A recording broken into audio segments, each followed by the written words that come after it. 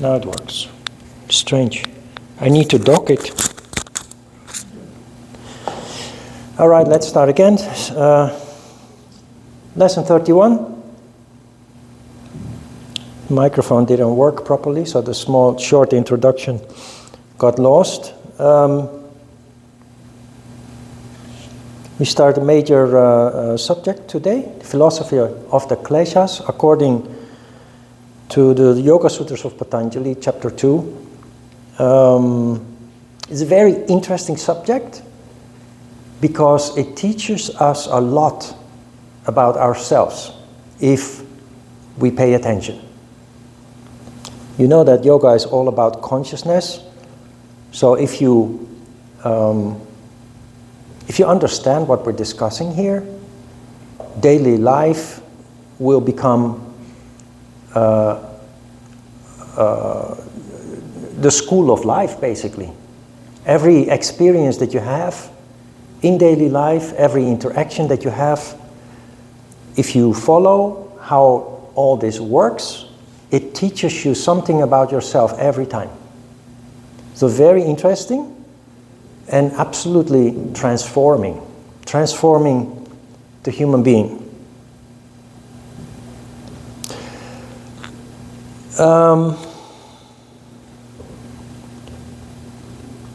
There are two kinds of Kriya Yoga.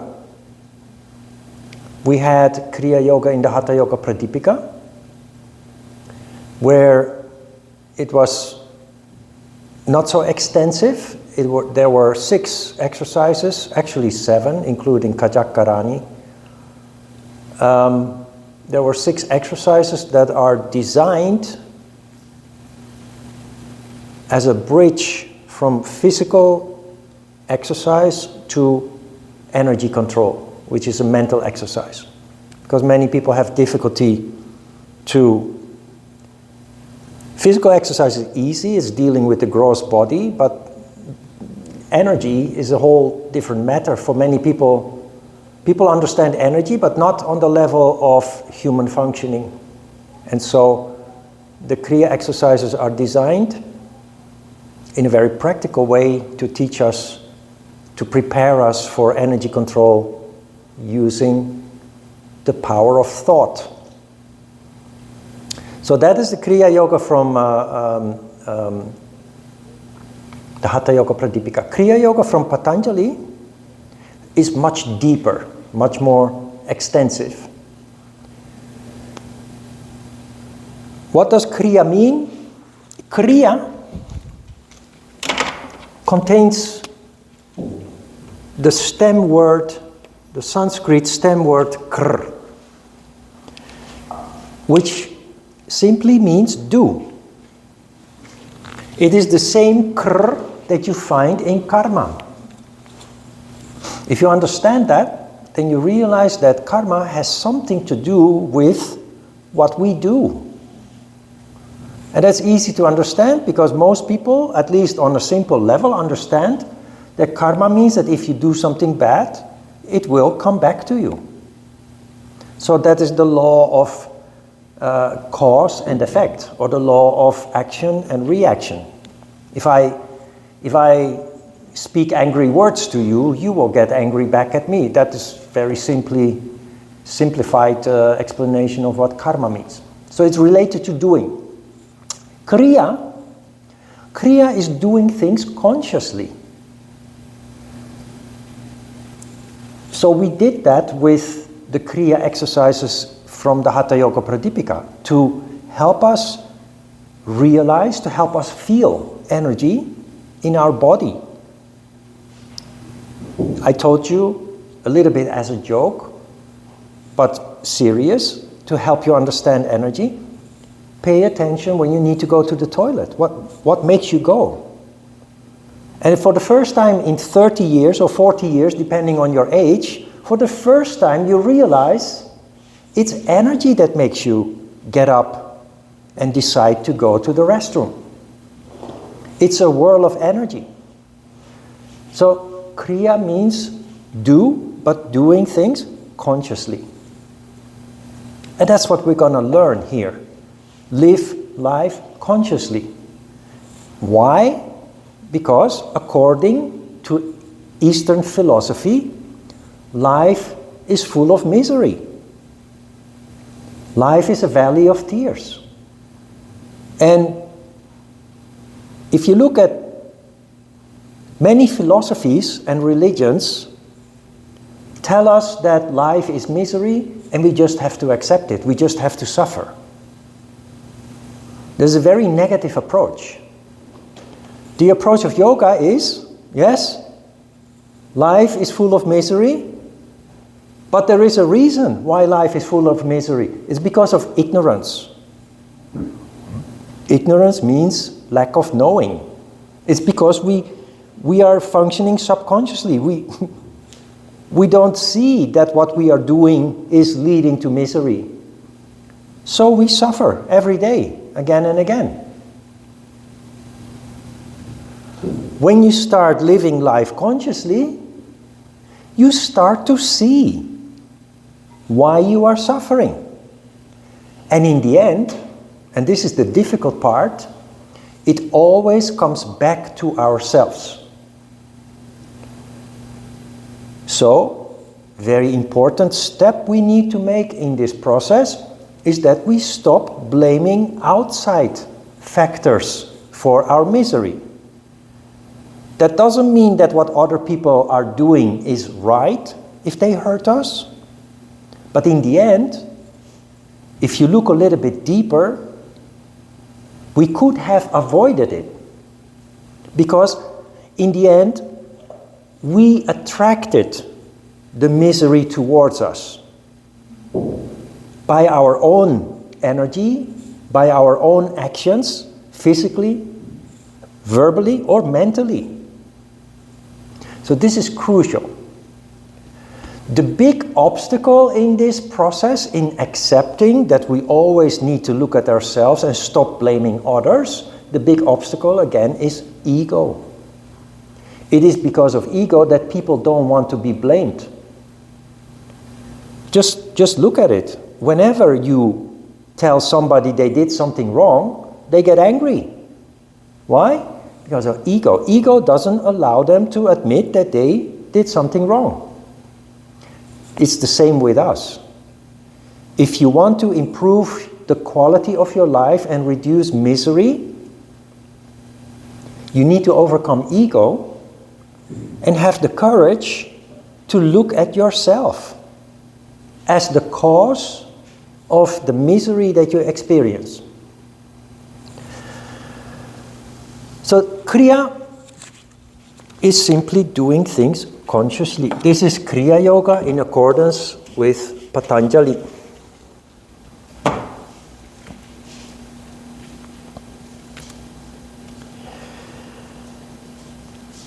You see at the title that we call this Kriya Yoga, the philosophy of the Kleshas. Klesha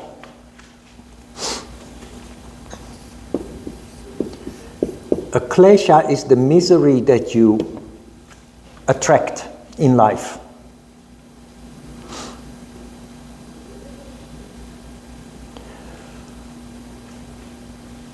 What is a klesha?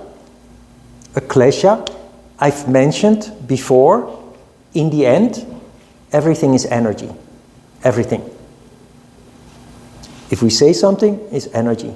If we do something, it's energy. A klesha is a whirl of energy that you attract. So we call it an affliction.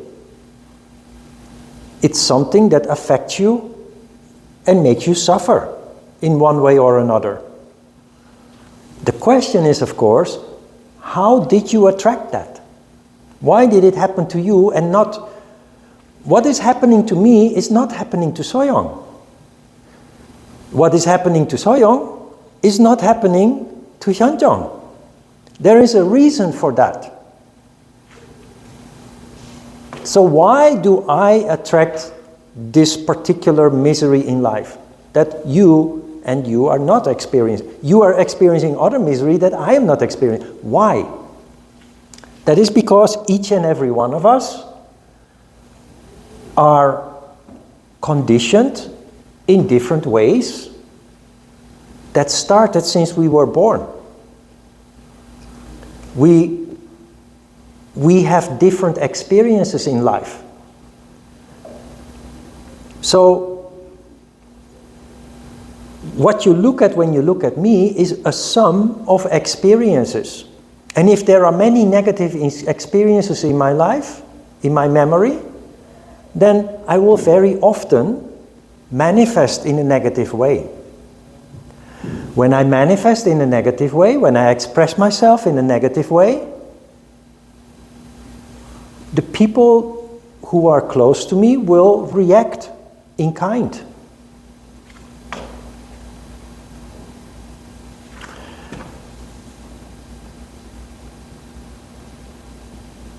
The memory that you carry with you is called a samskara.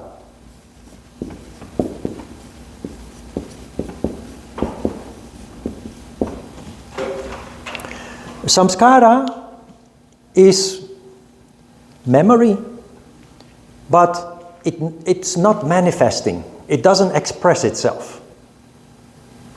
So you have experiences in your life, disappointment, abuse, physically abused, sexually abused.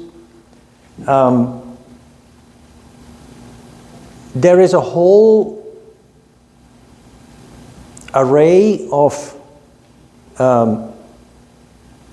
experiences in our memory that generally they do not express themselves because they are dormant. That is a samskara.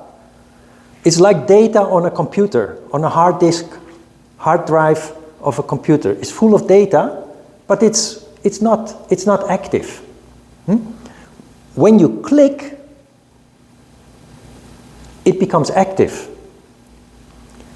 So in a human being, when you find yourself in a situation that triggers the memory, it then becomes active and it causes you to get angry, or it causes you to become sad, or it causes you in one way or another to act based on something that happened long time ago, that happened in the past. When the samskara is triggered or awakened, we call it a vritti. A vritti is a whirl of energy. Everything is energy. When I get angry, it's energy. We call it an emotion, we call it a behavior, but in yoga it's all considered to be energy. Then energy has this characteristic that it will find similar energies.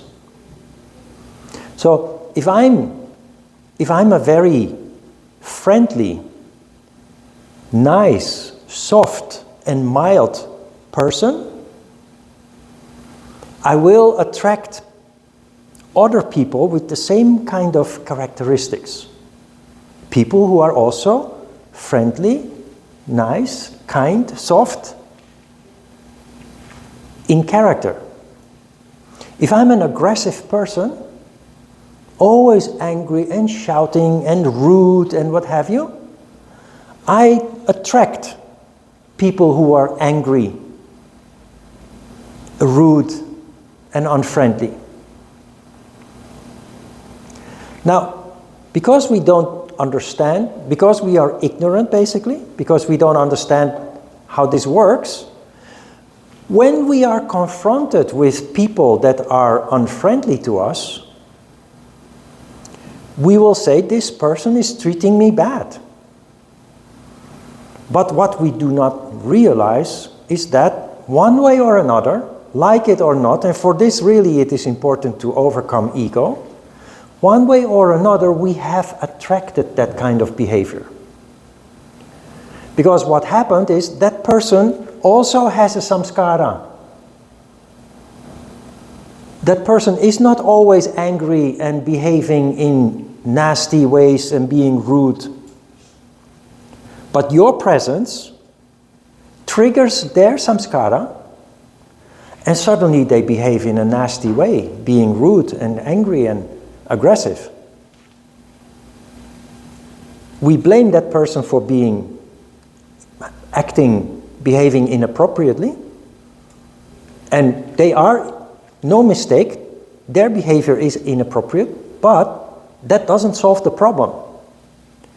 What really solves the problem is that you realize that you have your presence, your energy, your behavior has caused the samskara in them to awaken. You understand this? That person has their own problems. And their anger and rudeness will be triggered with other people as well. But that is not your concern. That is not your problem. You have to look at yourself. So instead of trying to tell these people not to be rude, which will not work, you have to look at what is it about me, what is it in me that caused this person to act to me like that. Because they didn't act in the same way to the person next to me or the person on the other side. Just me. There is a reason for that. And we have to look for that reason within ourselves. It's very interesting. It's a science of the self. So the samskara is the dormant impression, the data that we carry with us, memory. When it is triggered, when you start behaving according to that painful memory from the past, and that makes you radiate negative energy that then attracts negativity to you, it's called a vritti. And the vritti is the same as the klesha, but the vritti is you. And the klesha is a like-minded vritti in another person. So in this order,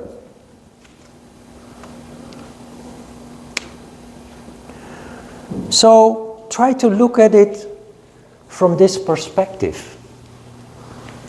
Instead of losing ourselves in emotions, self-pity, and what have you, whenever you are in situations, interactions with people that make you feel bad, offended, angry, hurt, try to see it as a learning experiment.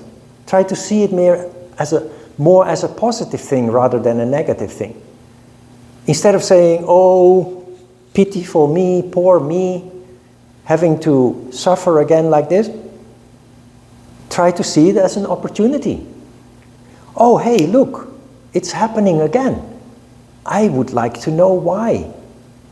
And you try to piece together what happened in the interaction. What did I feel? Was there a negative feeling, a negative emotion that caused that person to be nasty? So that is how it works. And Patanjali dedicates the whole chapter 2 to the philosophy of the Kleshas, or the science of misery. We call it also the science of misery because this is really helping us to considerably reduce misery in our lives.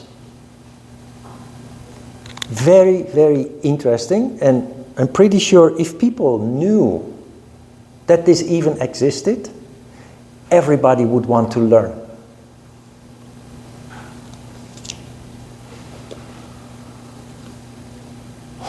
So you see at the bottom, and I highlighted it in my handout, in my text, the last paragraph said, it should be noted that a klesha can teach you a lot about your own samskaras, the impressions that collectively form your karma.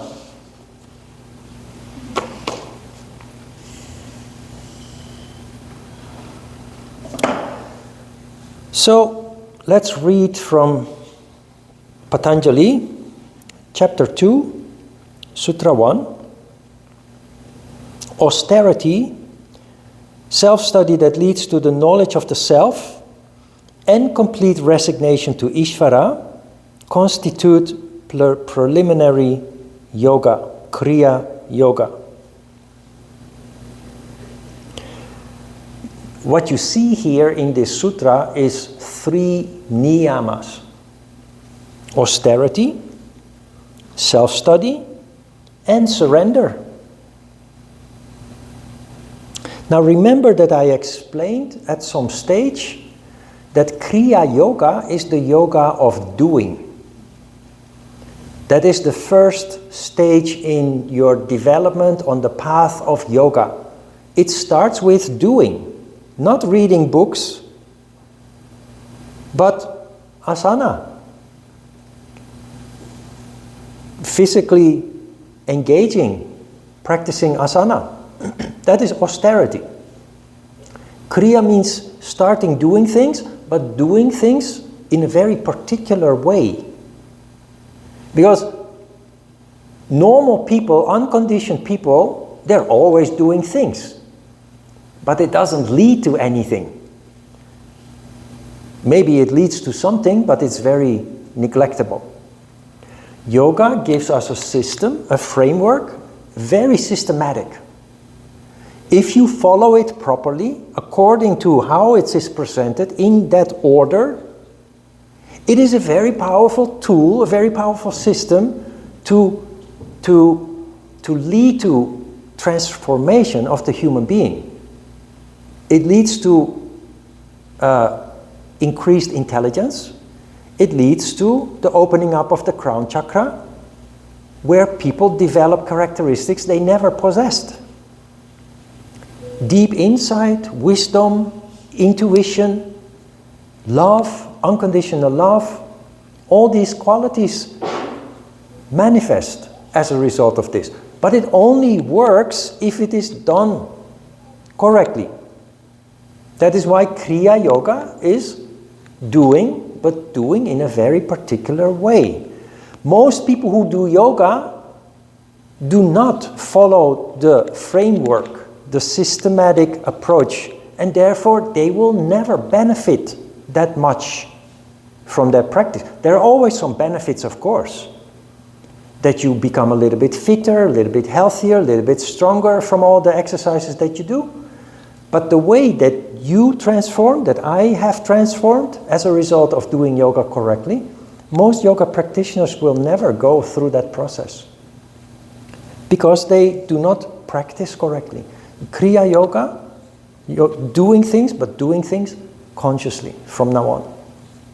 And it doesn't only apply to what you do on your yoga mat, it applies to everything that you do in life. At home, in the office, in the street, in the subway, everything from now on you start to do more and more consciously.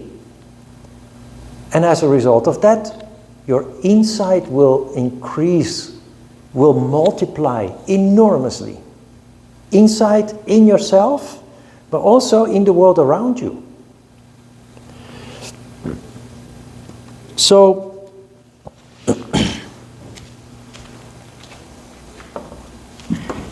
in the text, which I wrote 25 years ago or so, I do not really explain it the way that I do these days. Austerity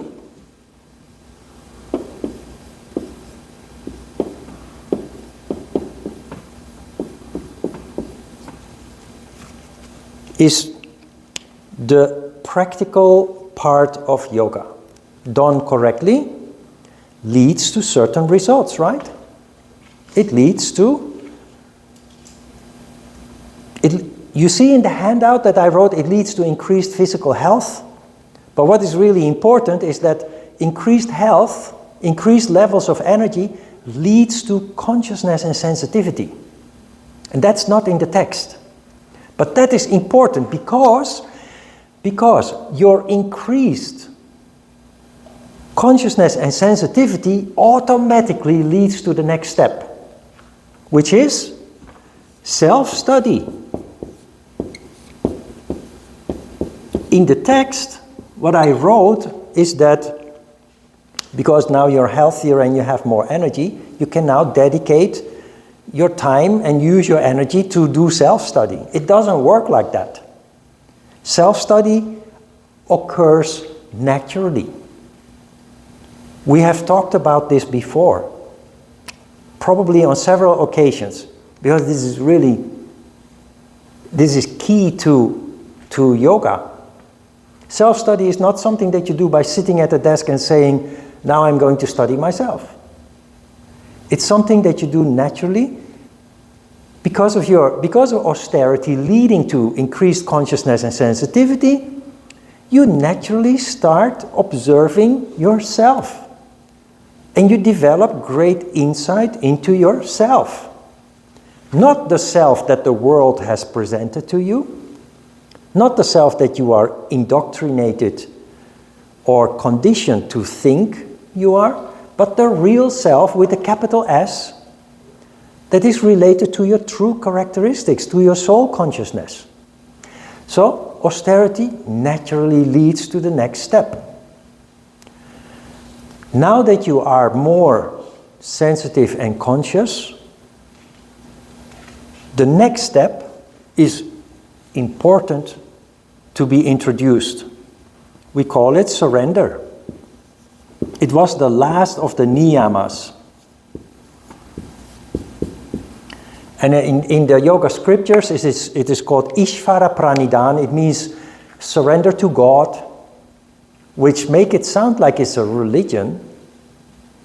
But surrender to God means to simply accept the inevitable, what you can't change. You can't change the past because you can't go back in time. You can't change the world around you because it's not created by you. You can't change the things that you start feeling and seeing, which, ironically, having here the science of reducing misery, yoga actually, ironically, yoga leads to more misery in the beginning because we become more sensitive and conscious. We become more aware of the misery within ourselves, in our past. We become aware of memory, experiences that we had in our childhood and later that we never thought about before. Yoga practice brings it to the surface. So, ironically, yoga leads to more misery in the beginning. But it's expected. It's part of our development. We call it one of the diseases of the disciple. The problem is, if you don't know how this works, you will suffer tremendously. That is why yoga has to be done in its entirety, not just exercise and meditation and energy control, but also studying the philosophy. Because the philosophy teaches us that indeed you will experience more misery because you become more conscious and sensitive, but there is something that you can do about it. So lesson 28, 29, we studied pratyahara in detail. But we also have the last of the niyamas, which is surrender to the inevitable. When you become more conscious, there are memories that make you sad, that make you experience pain. But those things happen in the past. They're not happening today in the present. So it is foolish to lose ourselves in emotions of things that are not happening today, that are not happening anymore since long time ago. But that is what we do as humans. We tend to, when memory comes up of a painful event, a traumatic experience, we then drown ourselves in our misery because of ego. Because of ego, we identify with the misery and we say, oh, look at me, I'm so miserable and I'm so pitiful and everybody should understand my suffering. No. That is all lost energy. You're destroying your own happiness. And it is because of ego. If we can overcome ego, we can look at ourselves and our memories, our pain and our misery in an objective way. And we can say, it is all part of the process. I am here now today. I'm a good person. I'm a happy person. It is because of the things that happened in the past. Past experience has made me who I am today. Maybe I'm not perfect, but I'm fine. I'm doing fine. And when you can see that, the misery reduces considerably already. Instead of feeling miserable, you might even start to feel gratitude towards the thing that happened in the past. Even the people that mistreated you in the past or hurt you in the past. Because they made you stronger. Because they made you more mature. Because they made you look at it from the perspective of pain and suffering and misery. As a yogi, you start to look at it from a different angle, from a different perspective. Because without experience, we don't grow. Without experience, we don't have ambition to achieve something in life.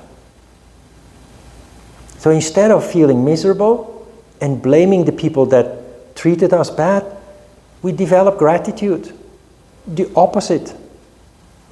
That's not easy, but that is how you deal with misery. That is what surrender to God or surrender to the cosmos means. If you can't change it, you might as well turn it into something positive, into something constructive. And that is what you're doing here. But it requires lots of effort. Because you will always be inclined to act like a human being. Because we're only human. And that a part of surrender is accepting that you're only human. So each and every time when you find yourself making a mistake again, even though you know better because of your yoga practice and studies, you know better, you know how it works, and yet you make mistakes again, with emotions, with ego, etc. When you discover what you are doing, people then have a tendency to feel bad about that. As a yogi, you smile when this happens. And you say, oh, look at me, I'm doing it again. Foolish me, but I caught it. I realized it. And that is something that others can't. So you smile. Instead of feeling stupid or guilty or bad, you just smile and say, well, I'm only human. And you do something positive with it, something constructive.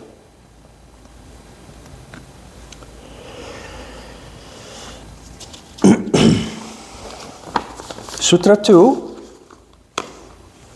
Kriya Yoga is practiced in order to attenuate, soften, reducing force, Kleshas, and to bring about Samadhi.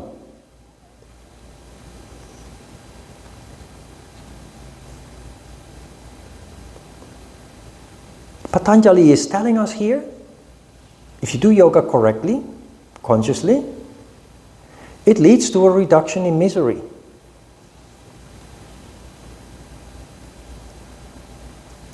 Sounds easier than it is. But, because I already said, ironically, yoga, especially in the beginning stages of your development, leads to more misery. But, in the long term, it will lead to a considerable decrease of suffering.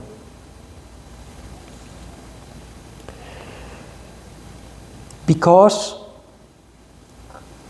as long as you're ignorant, as long as you're functioning subconsciously, you have no control over your samskaras.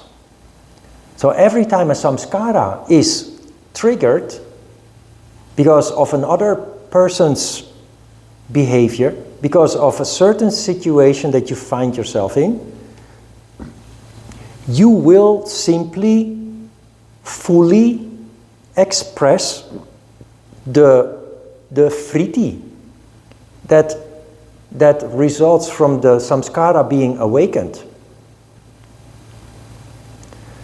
So what will happen then is you will just explode in anger, or you become very sad, or any kind of emotion will simply burst out, which then leads to other kleshas being attracted to you.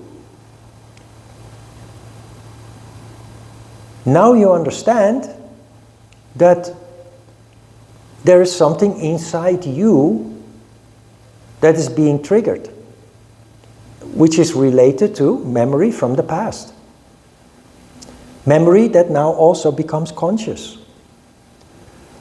And once you stop living life subconsciously, meaning that the way that you feel and the way that you behave is always determined by circumstances, not by yourself.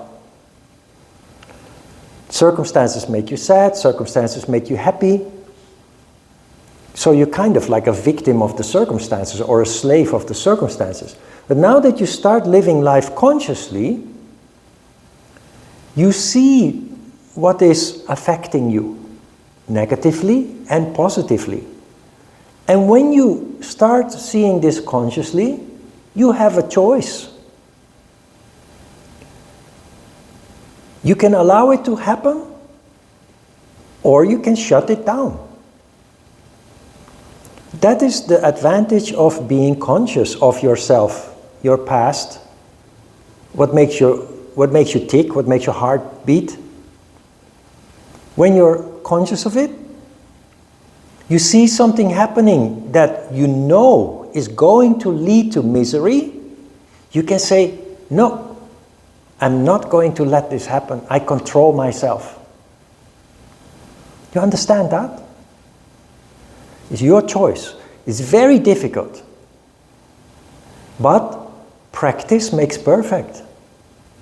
You start implementing this into your life, introducing this into your life. In the beginning you will fail many times. But every time you fail, you learn something new. And a couple of years down the road, when you look back, you realize that you made huge progress.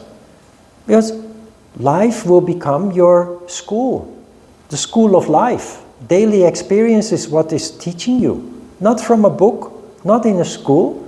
Daily life situations, interactions with other people and situations is what becomes our teacher.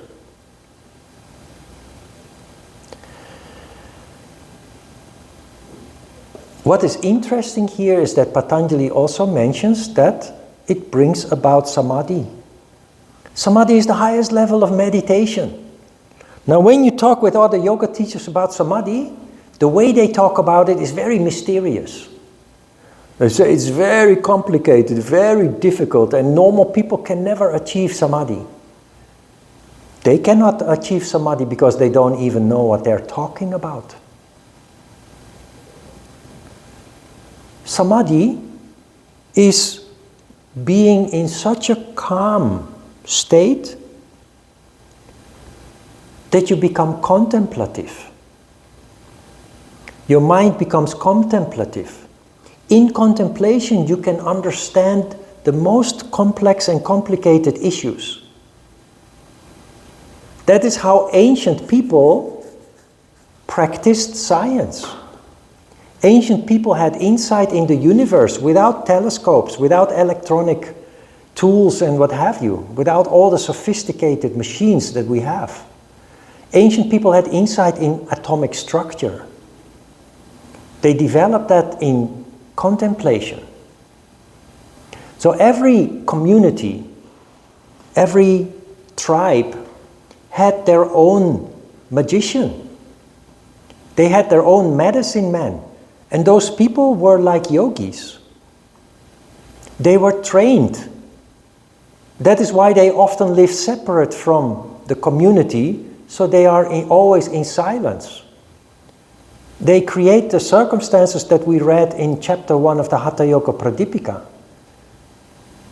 And those people would be selected based upon their inclination to be spiritual. We now have an education system that is, it's training us mentally to a very high level, but it doesn't lead to contemplation. But if you combine education, intelligence, with ability to contemplate, it results in genius. A real genius is a person who can use his intellect, their intellect, in combination with the crown chakra. So most scholars, most highly educated people, they're very boring to listen to because they're only theorizing. They can only repeat what they learned from a book or another teacher. But they've never really contemplated the material. So when you listen to them, it just gives you a headache. They're boring. You can see this with your teachers in school. There are some teachers that are very popular, and there are some teachers that are very hated. People hate them. Students hate them. And they think it's about personality, but it's not.